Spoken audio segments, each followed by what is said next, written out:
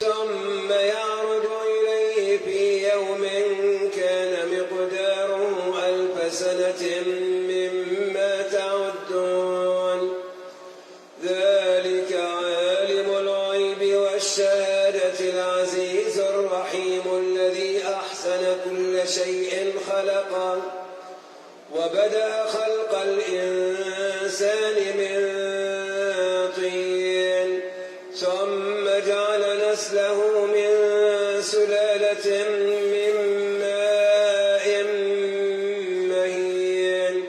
ثم سواه ونفخ فيه من روحه وجعل لكم السمع والأبصار والأفئدة قليلا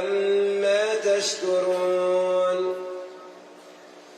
وقالوا أئذا ضللنا في الأرض أئنا لفي خلق جديد بل هم بلقاء ربهم كافرون قل يتوفاكم ملك الموت الذي وكل بكم ثم إلى ربكم ترجعون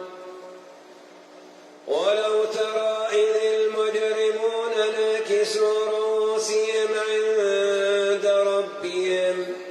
ربنا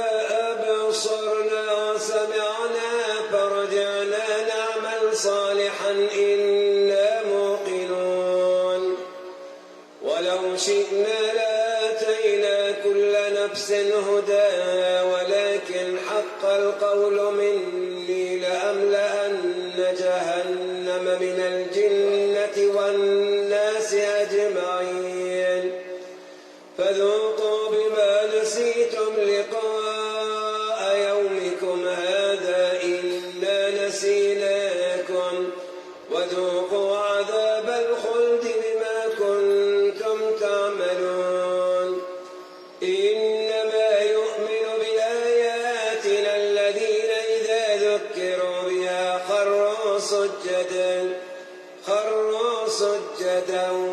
وسبحوا بحمد ربهم وهم لا يستكبرون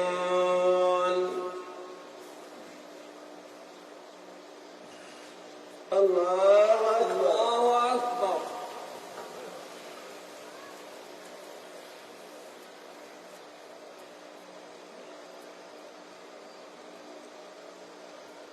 الله أكبر تتجافى جنوبهم عن المضاجع يدعون ربهم خوفا وطمعا